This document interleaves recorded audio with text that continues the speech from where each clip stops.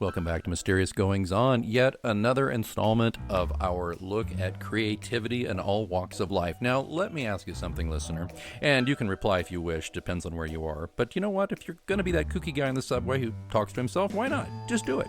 Here's the question.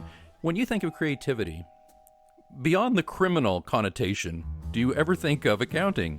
We all hear about cooking the books and and criminality that's involved with being creative with the books if you're an accountant or a bookkeeper. But we're talking about, what if you're somebody who works with numbers and works with spreadsheets and helps people deal with taxes and balances and revenue and loss and profit and all of that?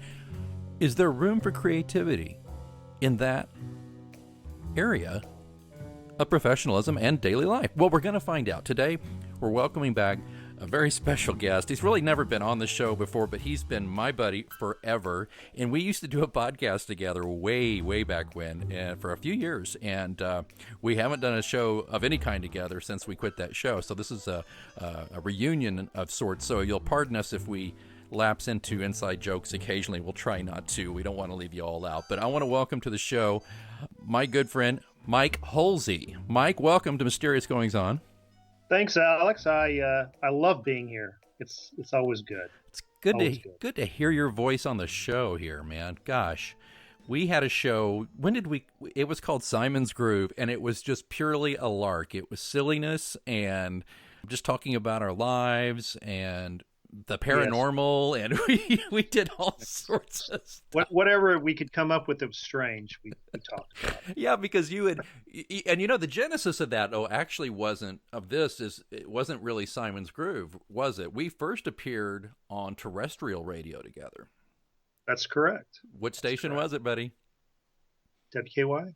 No, it was not. Was it WKY? WKY AM, Oklahoma City, the oldest radio station west of the Mississippi. Yes. For about a year. Wonder if it still exists. I don't know. I think it still does. It's the format, God knows. But we would, every Sunday for 3 hours, we had a call-in show. And Mike at first just kind of was the guy, he would kind of jump in here and there. And then it became kind of color. He was color commentator, exactly. I was kind of carrying this load and interviewing people, but Mike would jump in. But then it became more and more like, well, part of the problem being that nobody called into the show. I was always so thankful when you showed up. He would basically show up with a cup of coffee and the Sunday paper, and if he saw something in the paper, he would interject about that, or if we had an issue or a question. So anyway, but Mike, it's the weirder thing I could find in the paper, the better. Well, it's really good to have you back. And I think even you were a little taken aback when I contacted you and said, hey, man, listen, you've had a really creative career, and I'd really like to talk about it. I don't mean just the accounting part of it, but would you mind just giving me a little Cliff's Notes on what you've done? I mean, starting all the way back. Oh, well, Alex, I tell everybody I am the proverbial jack of all trades, master of none. Well, let's hear about it, Jack. Let's go. Well, one of my stories, and I was relating this to a class of seniors the other day when they asked me to teach an accounting class, and I said this all started as an accountant back when I was in the Boy Scouts at age 11, 12, somewhere in there, and they voted me as the treasurer, and I went fighting that. Didn't really want to, but ever since then, I've been the treasurer at every single group I've ever belonged to, and it just stuck. So I finally gave up and went back to college after getting degrees in political science and public relations, dual degrees. I went back and just got enough accounting to sit for the CPA exam because it just kept following me. So I gave up and finally gave in and became an accountant. Well, but you were in high school. You were also in a pretty successful little local band. Were you the treasurer or the accountant for the band as well? I was the treasurer of the band. Absolutely, I was. Yes, I was responsible for getting the money and putting it in the bank and distributing it out. So it's Mike Hulsey on bass or whatever you played, or was it rhythm guitar or bass or whatever? And there you go again. Yeah, jack of all trades, master of none. I played guitar, bass, piano, trumpet, and sang. And of course, the tambourine when that was required. So, wow, I didn't even know you did all of that. So now your keyboard became the 10 key. I never thought of it that way. That is true. The piano lessons that I took when I was in the second grade have now transpired into a 10 key. So 10 key. I gotta have 10 key. got to have the 10 key, yeah. Well, and there's no overdubs on this guy's 10 keys, I'll tell you. He's straight up with it. But, so it's interesting you did do that, but you started your career, or early in your career, you were at the city of Oklahoma City, right? You did. Right. Well, my first job out of college was a political campaign manager. I went through the political parties, and I'll go ahead and say it: the Oklahoma Republican Party had a class, and they taught you how to be a campaign manager. Right. This was straight out of college. I went through the class, I was assigned to a campaign, and worked that for about a week. I'm not going to name the person that I worked for, but I became very disenfranchised with politics at that time. It only took a week. It only took a week. Only took a week. So it took me 10 years. Well, I know. It took you. You're a little slower on that, which is amazing that I'm not, because I'm a slow thinker. But I just went to work for the city of Oklahoma City. Well, actually, for a trust of the city. It was called the Central Oklahoma Transportation Parking Authority. They ran the transit system and the parking system for downtown Oklahoma City, which consisted of 6 parking garages. That's a pretty good little asset to run. Yeah, and you were very young. Right out of college at 21, I was my first job with COTPA was selling bus passes to companies, trying to talk them into providing free transportation to their employees, so that we could expand the ridership of the bus system. Right. That came from my public relations degree. That's kind of how I got into that. Joan Lockwood, she was the marketing director for the transit system. She was the first person to ever hire me out of the gate, which I'm still friends with her today, because I've always kind of respected that she hired me. I get it. I'm still pretty tight with one of my first bosses. He was a mentor for many years, but it's important to do those things. So you worked through that, and then eventually, though, like you said, you kept kind of finding yourself in a role where you watching the books and mining the books for companies, and you got your CPA and you did those things. So what kind of CPA work did you do? What type of clients, perhaps, is the best question for a few years? Right out of the gate. And I was still working for the Transit Authority. I was the parking director for quite a while. And my first job there, as I was hired, is to replace the outgoing parking director who was retiring. My first job was to eliminate a contractor that was providing services to the city parking garages. And we felt that they were mishandling funds. So we just created a new contract and got them out. That was kind of my accounting thing with that. While I was there, I decided that I needed a career change. I didn't want to be in city government all my life. So I outlined a kind of a career path to go into accounting and specialize in healthcare. So I worked downtown, and at lunchtime, I would go over to the Oklahoma Health Science Center, which is 1 mile away, sit in the library there and study every kind of administrative or financial management book I could find, or magazine or publication. Keep in mind, this is back before the internet. So you had to go to the library back then. And I would just sit there at lunch and study anything I could find in that library about financial management of healthcare organizations.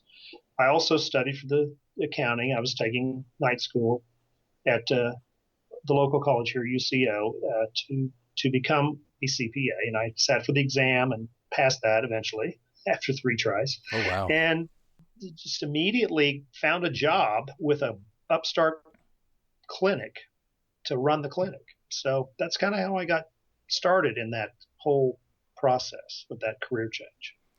Yeah, and it's interesting. I worked at OUHSC years later, of course, and I would go to the library and find a study carrel and sleep over my lunch hour.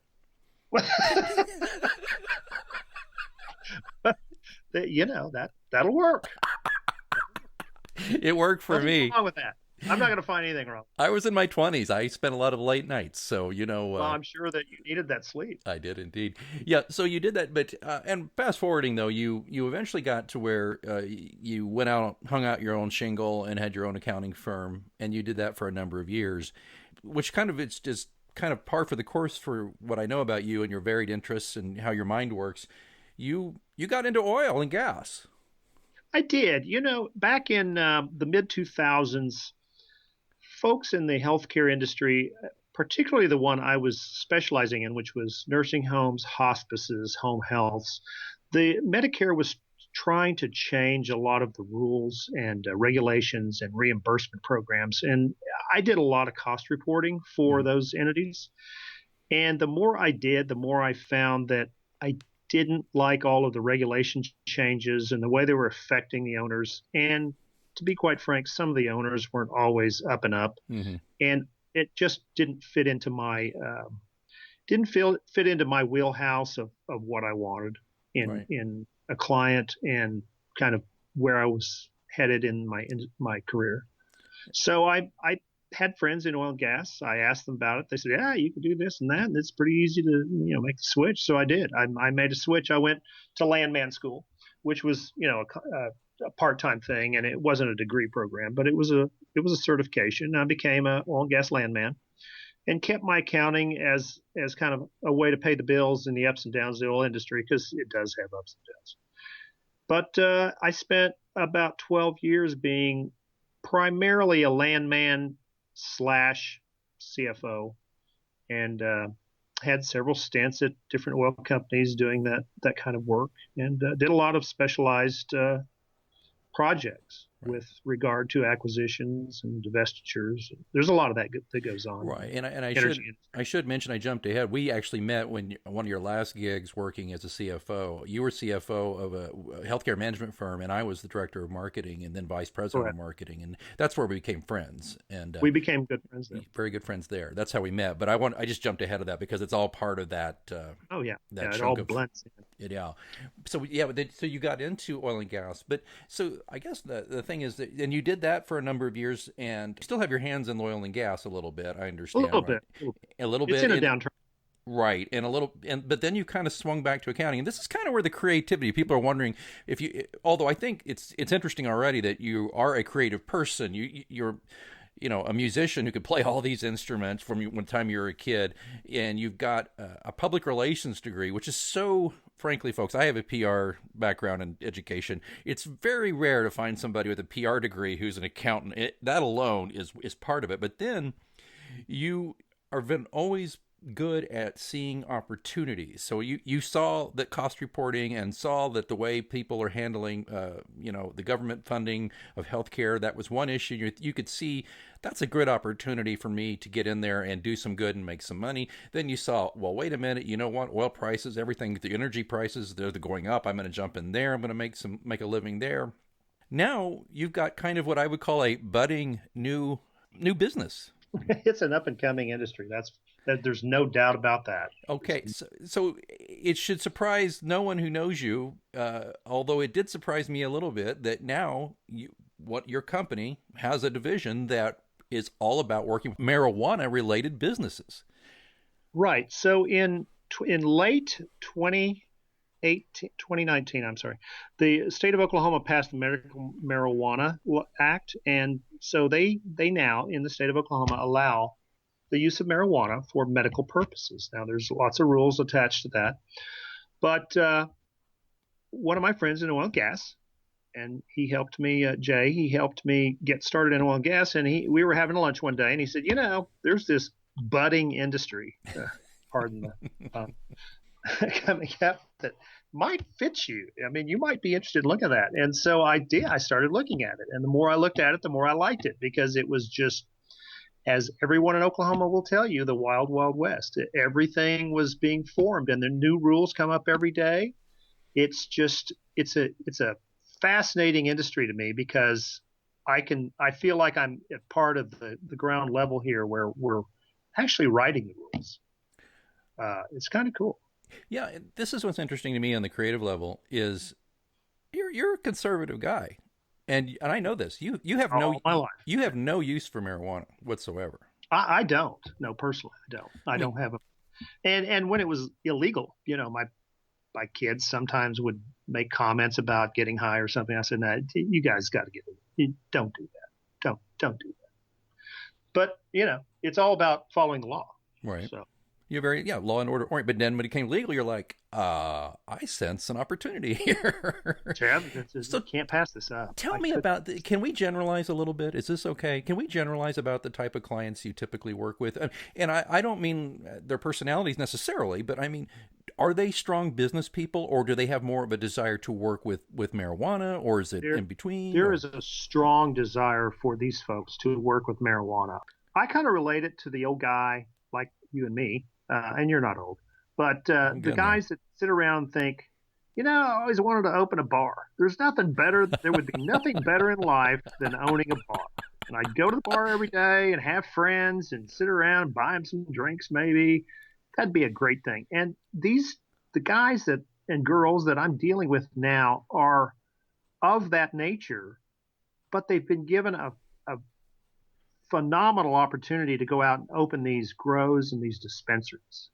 And they love it. They love their jobs. They love owning a business.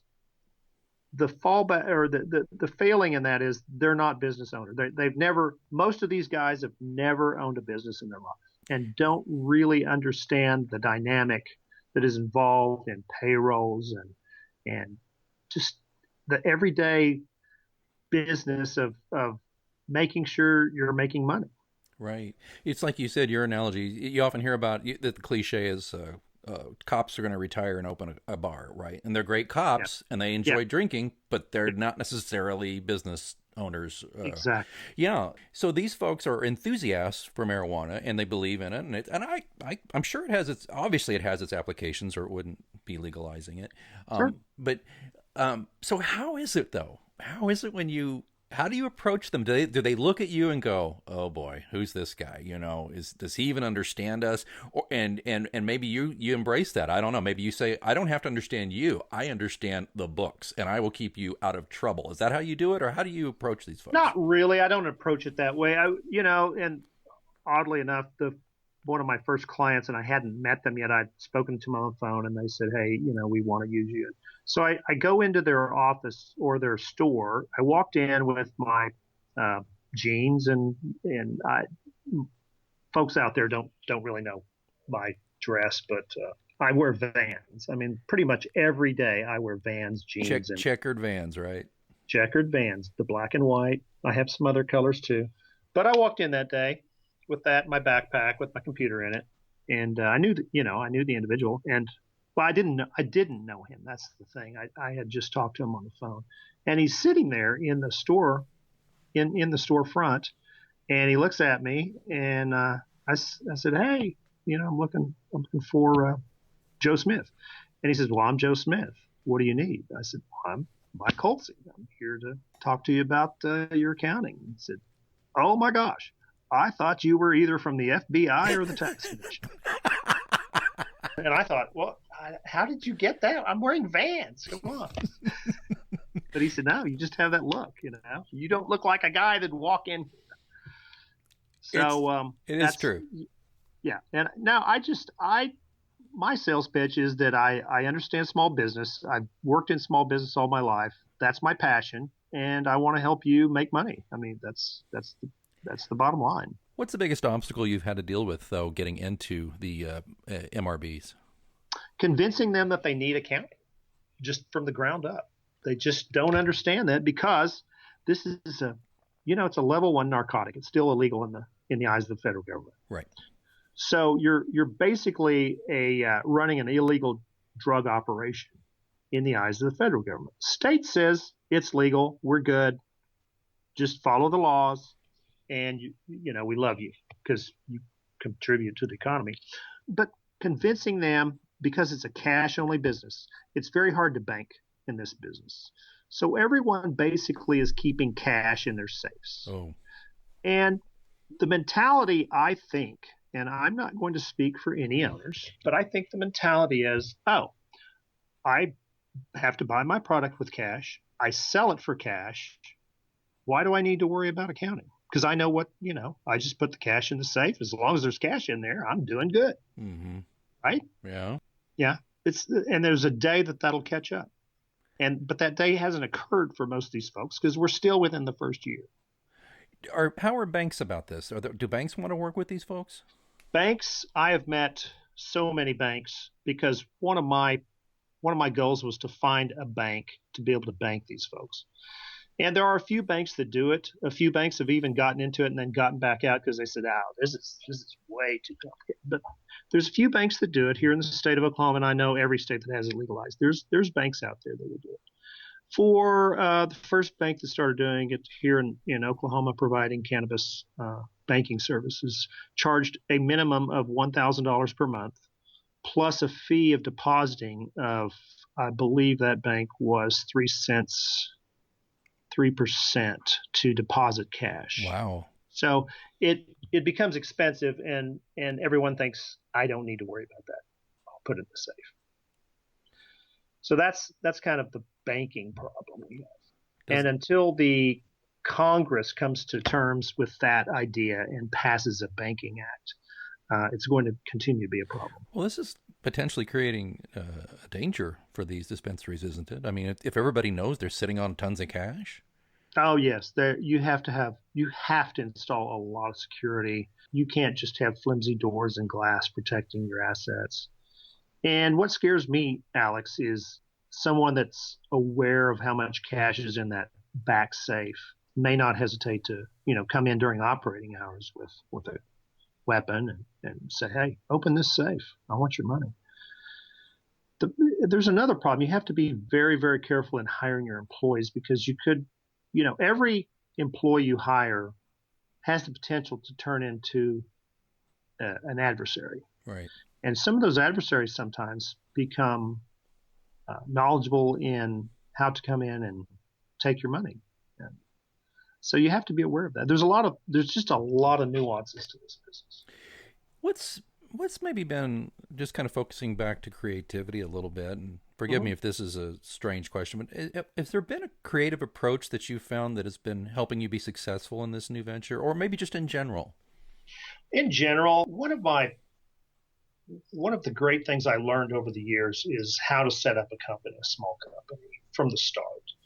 I think in not just this business, but any business is knowing how to set up an entity, knowing what best manner of setting that up is for, to customize that business to each individual. And you get, there's a lot of independent contractors in there or people in business for themselves, artists, writers, whatever, that they don't have employees and they feel like they need to have some type of established business structure. That's kind of where the creativity comes in, is understanding what type of business structure you need at the time, what your overall goals are, where you want to go, so that you're prepared to either establish your business from the outset to take on that growth, or, structure it to where it can be changed to reflect the changes that you make over the years. Well, that kind of leads me into, if you don't mind, can I get some free advice from you? Is that okay? I love free advice. Okay. I tell everybody, I do a lot of cold calling in the dispensaries. I tell everyone, hey, whether you use me or not, here's my phone number, here's my website. Contact me anytime you have. It's true on the website. You got this. Just ask Mike if you're stuck. And I'm like, well, what do you charge for that? And you go, well, sometimes nothing, because sometimes it's just a quick call and somebody's panicking about something and you just want to help them. And of course, you're very karmic about that. You don't call it karma, but you believe, maybe if I help people out a little bit now down the road, they'll call me back. Sure. Nothing wrong with that. And by the way, you run a great blog at Trax. It's Trax, TRAXCFO.com, and there's a great blog where you have a lot of free tips that you offer every week.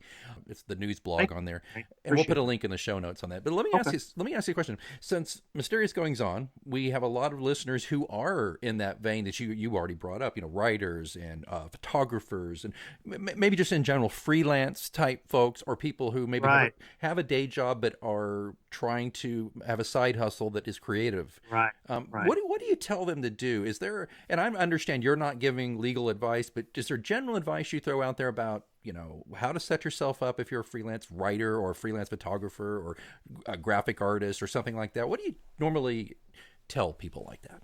Certainly. And that's a great question because, again, I look at their overall goal. What do you want to do? Is this what you want to do and just keep this on, just get it to the point where you don't have to work your day job, but that's all you're doing is working, by yourself as a freelancer. And if that's the case, then yeah, I'll say, look, you don't really have to do anything. You consider yourself in business, have a name, and you're going to tax wise. And I'm not giving legal advice. I'm giving advice from the accounting standpoint of organization. And that what I say is don't spend a lot of money. Don't go to a lawyer and spend thousands of dollars trying to incorporate all that because you don't need to. The structure in the United States is set up to where you can go into business for yourself just right off the bat. And you don't have to do anything really. I do recommend an accountant for the end of the year stuff for the solopreneur is kind of how I talk. But because there are a lot of things in there involved which you need to be aware of as far as business expenses, revenues, how you file, things like that. TurboTax is a great software, especially if you're only a W-2 employee, but it's a little more complicated when you're doing your own business.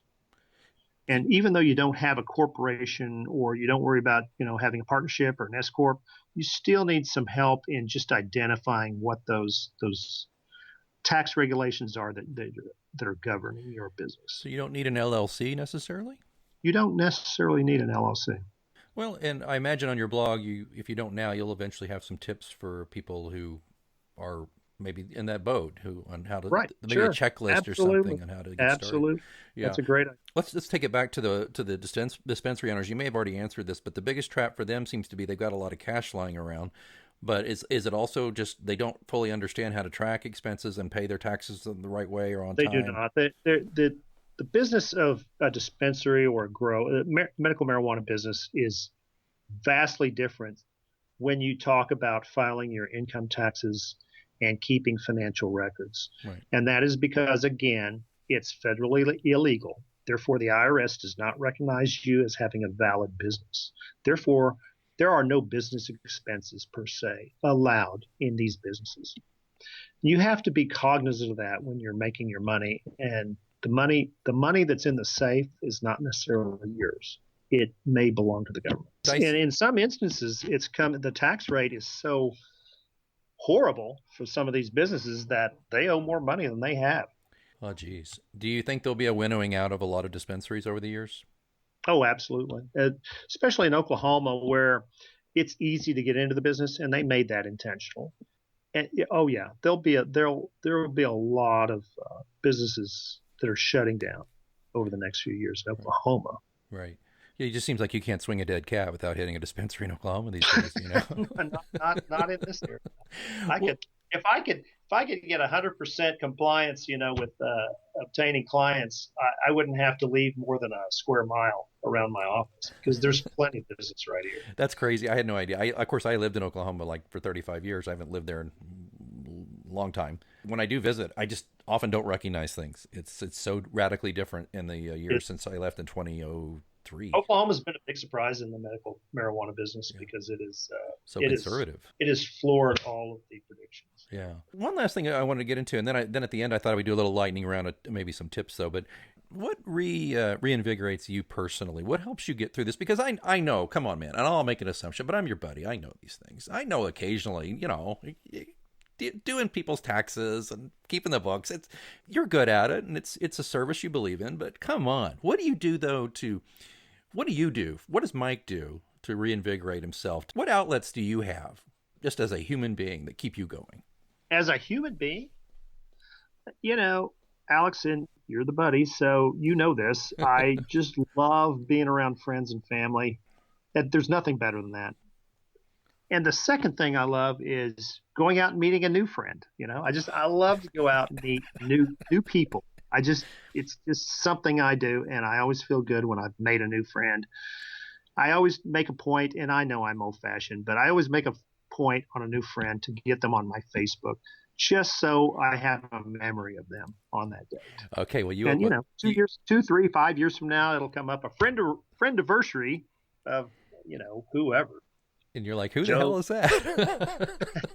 Joe Bob Blob. Where did I? Oh yeah, I remember that.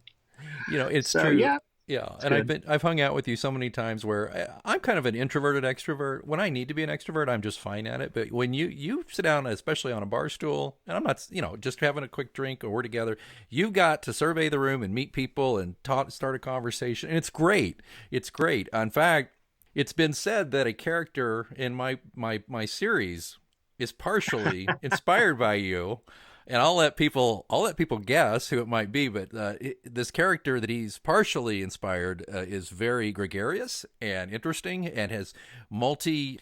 He's a kind of a polymath, and he also named his boat after a tax instrument. So we'll just leave that That doesn't there. exist anymore. Which That doesn't. tax instrument is gone. Is that gone? Is that Yeah, right? There's yeah. not one of those anymore. There's not one of those. Holy Not cow! after. See, that shows. See, it's a good thing I got you to advise me. Um, that, and I also know you're a fairly voracious reader. I try. You love history. I love history and biographies because there's no better way to live in the future than reading that and involving yourself in the past. Yeah, and it also makes you really great on the conversational side because you've got all these anecdotes that you can pull back from what you've read, and you Yeah. and I've had many fascinating discussions and about all this stuff, and Uh-huh. Yeah. it's pretty Yeah. great. Well, hey, I wanted to just quickly, if it's okay, lightning round here. Uh, Sure. let's give some Let's do advice to let's give some solid advice here. Let's just say one more time, and you may have already kind of touched on this, but can you give us like is there a mini checklist? If you're, let's say these are freelancers, let's just call them freelancers. They're writers, photographers, anybody who's listening to this show who is creative and would like to maybe try to make a little side hustle on their that. creative stuff. What's the checklist? I mean, you already kind of said don't worry about anything, but I mean, you got to worry about a few things, right? Oh yeah. Yeah. Oh, absolutely. That was simplified. First thing, if you're going to have a business, recognize the fact that you're going to have a business. That's the first thing. Don't just say, I'll go out and write this thing and see if I can sell it. Just commit yourself to it, whether it be an hour or an hour a week, whatever it's going to be. It doesn't matter, but commit yourself to that business. Have a name, whatever that name is, to identify that business, so it's singled out and separate from your person that goes to bars and makes friends. And then, second thing, once you get that name, go get yourself a bank account. Now, the bank account doesn't have to be in that name because then you've got to go form a name with the county or with the state. But go get yourself a bank account that's at least separate, can be in your own name, but that you use only for that business. And that's, to me, the most important starting point for any business. Doesn't matter how small. Keep everything separate in that account. That way, at the end of the year, your financials are done. All you have bank account statements, and that tells you exactly what you need to know. Yeah, and there's a threshold where and with the federal government at least, where you go from being a hobbyist to an actual growing concern. Sure, 3 years of losses. Three is that That's well? exactly right. Well, I've been in The, the, business for the a long time. IRS will give you 3 years of losses before you need to turn a profit, and at that point they'll consider it, or can consider it, a hobby, because you can't take a loss forever against your other income. Yeah, because if that was the case, people would just take losses on a bunch of stuff just for a Huh? tax shelter It's or been whatever you tried. call it, right?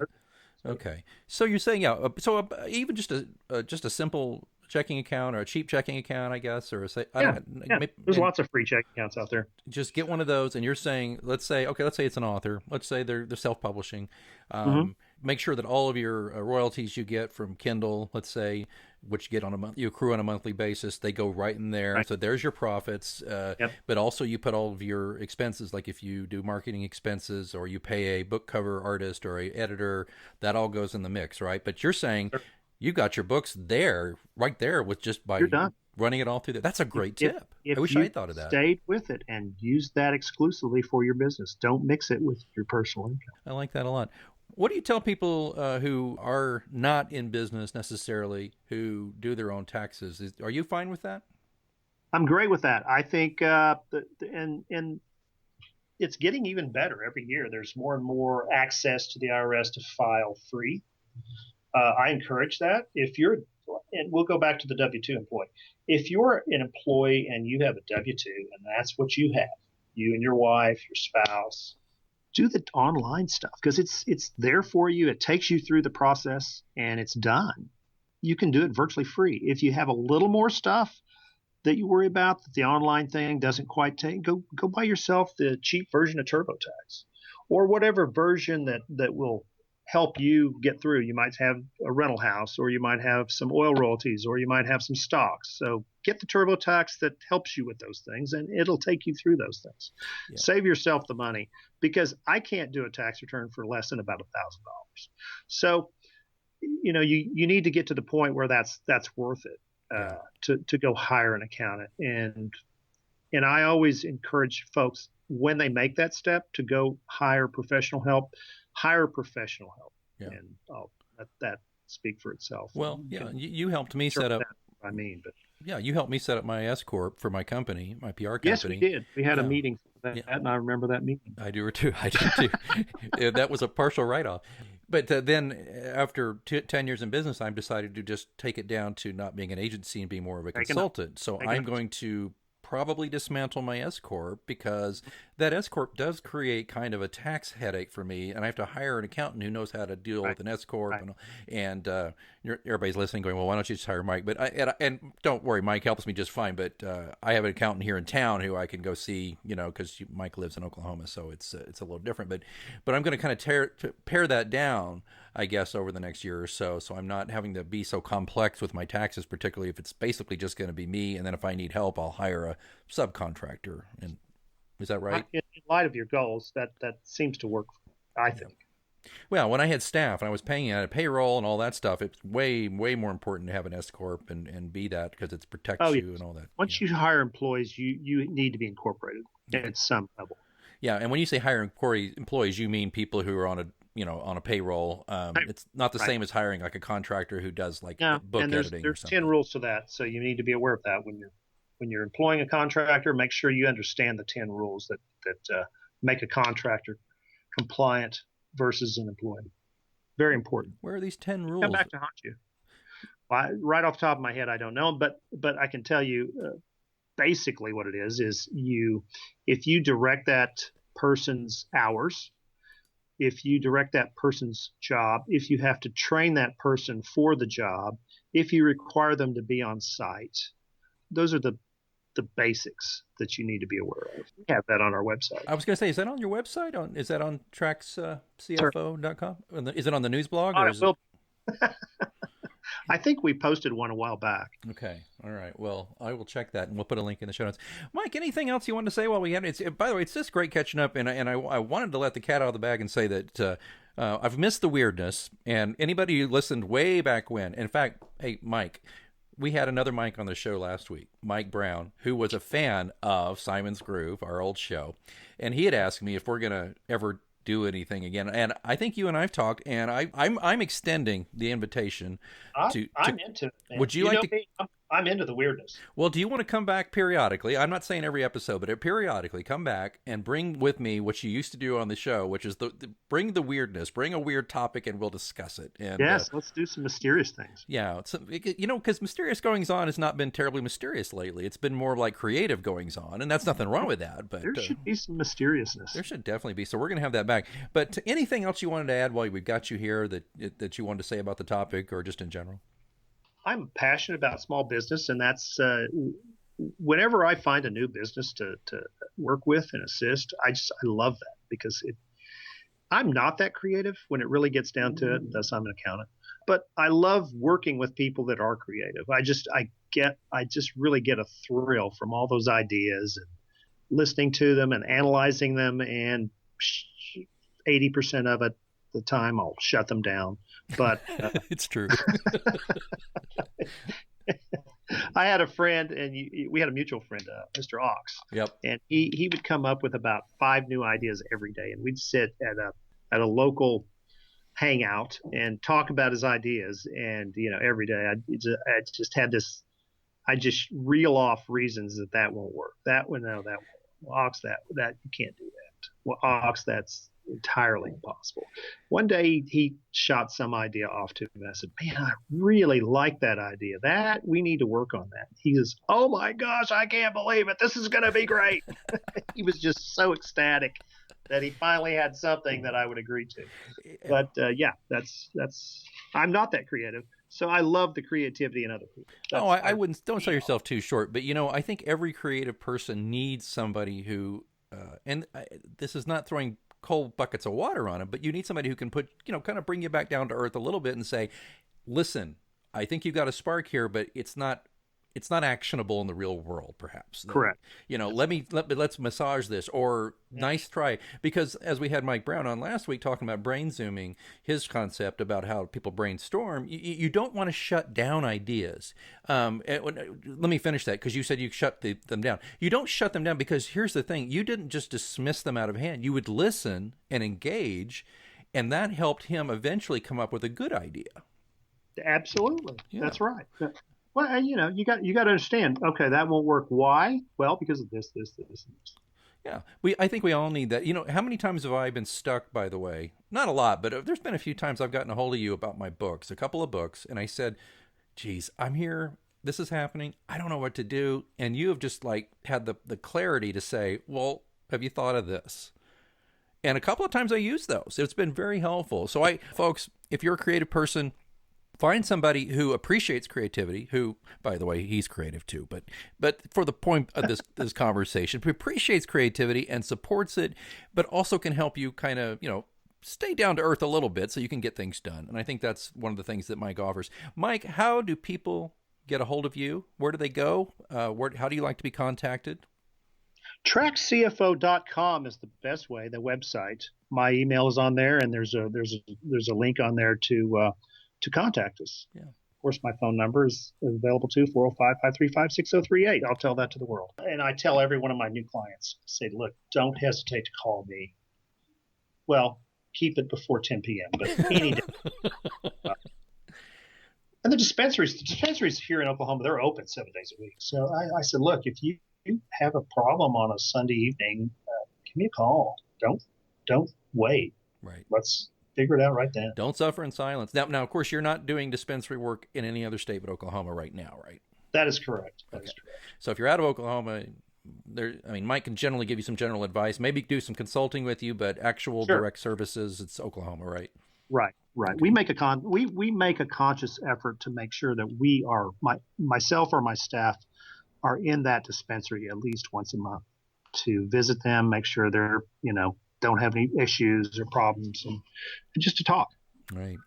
Well, Mike, it's been a delight, and I'm excited to have you back in a few weeks to bring up some mysteries for us. We're going to have some fun discussions. Let's do that. We'll do that. We used to do that. We did that for years with the old show, so we'll do it. And it's been just a delight having you on the show. Don't forget, if you have not caught up with all the past year or so of episodes of the show, we have talked about creative approaches to lives and careers from people from all walks of life. We've talked to broadcasters, musicians, actors, photographers, product designers in the food service realm. We've talked to people of so many disciplines, and too many to number at this point now. And now we've added an accountant. I love it. It's so great in this budding field of cannabis dispensaries in the state of Oklahoma. So please check them all out. We're available wherever you get your podcast. Of course, if you're listening now, you got this podcast, and we hope you'll do it. And one last little note. I hope if you haven't done it already, especially if you're a small business person and you need some PR, marketing, or management advice, I hope you'll check in with PR After Hours. That is my new show. Great show. Oh, well, thanks, Mike. Mike likes that show. It's a shorter show. He likes short shows. He won't even listen to this show. It's too long for him. But he'll listen. But these are short, bite-sized shots. It's like you're going to a virtual cocktail lounge where you can have a cocktail or a mocktail with a PR guy who just tells you what he thinks. I answer questions. It's very business related. It's really not about the creative arts or anything like that. But people tell me it's kind of fun to listen to. And I'll warn you, it's anywhere from 5 to 15 minutes. That's it. And it's a couple of times a week, and I'm having a blast doing it, frankly, because I just get to talk about stuff that I just know, And I also like to work in little clips of interviews from people like Mike here. Please check that out. It's PR After Hours, wherever you get your podcast. It's a AnchorFM podcast, and there is a way, if you sign into AnchorFM, to send me a voice question that I can play on the air. If you have a specific question, I'll try to answer it. All right, and thank you for listening, and until next time, keep reading.